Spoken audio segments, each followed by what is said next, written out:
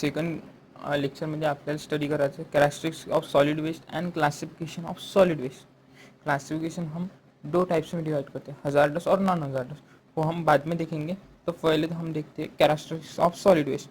Characteristics of solid waste ये हम तीन टाइप्स में डिवाइड है, फिजिकल, केमिकल और बायोलॉजिकल। फिजिकल में क्या आता है, density, moisture content, size and shape, specific, porosity and field capacity, ये सब आता है फिजिकल में। बाकी का हम केमिकल्स और बायोलॉजिकल में देखेंगे। तो पहले फिजिकल मतलब क्या समझते हैं, ये तो आपको मेरे हिसाब से पेपर में तो आता ही नहीं फिजिकल, सिर्फ नाम लिखने में ही आता है फिजिकल। तो मैं बोलता हूँ तो सिर्फ इसको ध्यान में रखिए। Density, characteristics of the solid waste. Characteristics of solid waste मतलब कैरेक्टरिस्टिक्स मतलब फिजिकल के गुणधर्म क्या है। Density of mass of water per unit mass per unit volume, per unit volume मला फॉर्म्युला तर माहीत आहे त्याच्यानुसार हे। Moisture content, amount of waste present in waste at high high moisture reduce burning efficiency. Size and shapes, waste particle may be large, small, round or irregular. It affects segregation and handling. Specific gravity, ratio of density of waste to density of waters. Porosity, empty spaces present between waste particles. Filled capacity, maximum moisture waste can hold without releasing water. हे सिर्फ name ही आते इसके। Density, moisture content, size and shape, specific gravity, porosity and field capacity. तो second characteristics मतलब chemical characteristics. Chemical मतलब organic matters, organic matter, presence of carbon based on the particle like paper, plastics etc.. Organic matter presence, ते carbon आपलं presence राहते materials like paper, plastic, food आणि त्याच्यामध्ये। Inorganic matter presence of metal, glass, ash stones etc.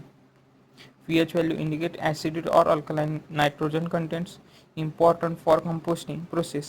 CN ratio, carbon nitrogen ratio. Ratio of carbon to nitrogen ideal for composting is around 25 to 8, 25 to 1 is to 1 is to 30 is to 1। 25 मतलब 25 nitrogen आणि 25 carbon आणि 1 nitrogen. Heating value, energy content of waste for combustion. अब आते हैं biological characteristics. Biodegradability, putrescibility, pathogen presence, microbial activity, compostability आणि vector attraction.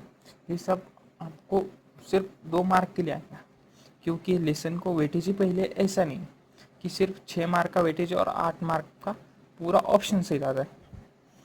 तो next topic है अपना classification of solid waste. Classification of solid waste मतलब अब आता है हजार्डस आणि नॉन हजार्डस। तुम पूछोगे कि पहले लेक्चर में हमने types and sources of solid waste लिखा था, तो उसमें भी यही आ रहा है, ये टाइप्स ऑफ सॉलिड वेस्ट ही है और इजी है। तो हजार्डस मतलब जो वेस्ट अपने ह्यूमन एक्टिविटीज़ को हार्मफुल होता है वो हम हजार्डस इसमें कैलकुलेट करते हैं, और जो ह्यूमन एक्टिविटी को हार्मफुल नहीं रहता वो नॉन हजार्डस वेस्ट रहता है।